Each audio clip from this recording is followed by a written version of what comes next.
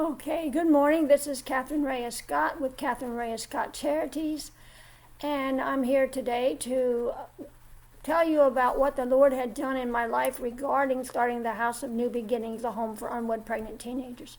It is an amazing story, and many people can hardly believe it. I can hardly believe it myself, and it had happened and occurred to me. Like I said in the intro to House of New Beginnings video, I had housed Kathy, who had come from the church, who had been in prison for 15 years of her 29 years of age and had run away numerous times. Well, on the last time that she had run away, she came back and told me that she needed to go to Planned Parenthood. And at the time, I knew nothing about Planned Parenthood, so she explained to me that it was a place where she could go and they would help her with her pregnancy. So I thought that was a pretty good deal.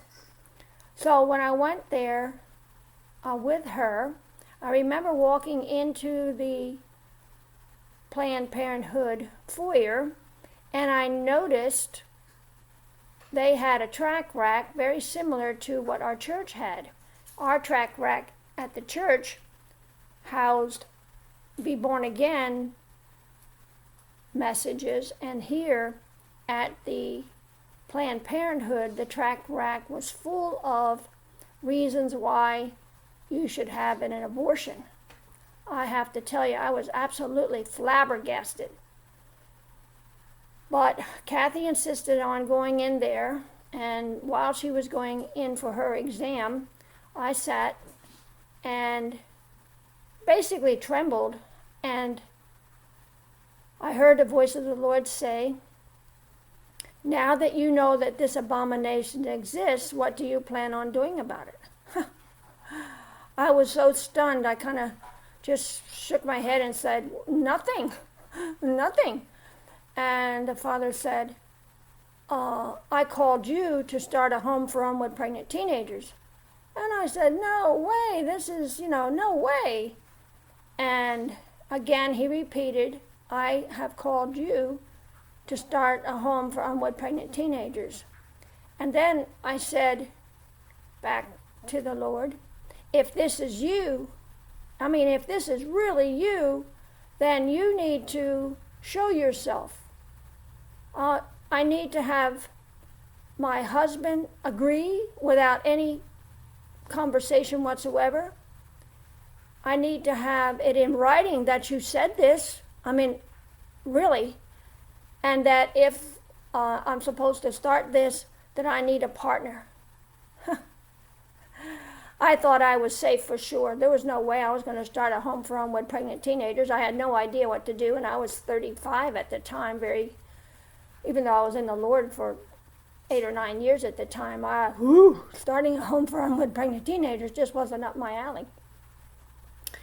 However, Kathy came out of the Planned Parenthood office. Okay, we're going to try this again. So Catherine came out of the Bible bookstore, and I told her, what had happened. And she said, well, she wanted to, go back to her friend's house. So I took her over to her friend's house named Karen. And Karen was involved with ministries at our church. And I thought, well, maybe this is what the Lord had in mind regarding, having a partner for this home for unwed pregnant teenagers. Well, we get there, and I'm telling Karen, hey, you know what happened? And we took Kathy over to the Planned Parenthood. While I was there, I saw the tracts about abortion. The Father spoke to me about this horrible abomination, and he had said, now that you know that this abomination exists, what do you plan on doing about it? And how I responded, hey man, I don't, no. And then the Father continued to ask me, that I want you to start a home for unwed pregnant teenagers, just like I had called Jeremiah from the womb. I have called you to save the nations, so to speak, as a founding of the home for unwed pregnant teenagers. Well, that really absolutely floored me, and I said to the Lord, if this is really you speaking, then you have to, give me the partner, have my husband agree, and put it in writing. Well, we already got the writing down, and thought Karen would be the one, and as it turned out, she said no. In that fleeting moment when she said no, I said, okay, Lord, that's it. And then her husband spoke up, and he says, I can hardly believe this. He said, I was driving truck from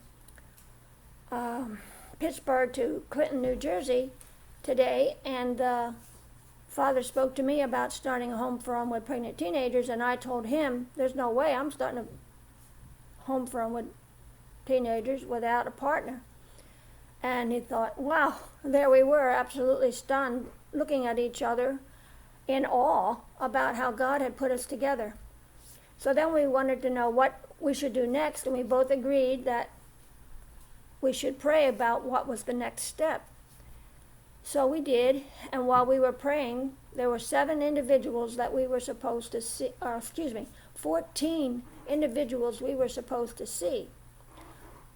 The Father seemed to give us these names, and the amazing thing about all that was not only did he give us the names, but we only knew 7 of the names. We had no idea who the other 7 were.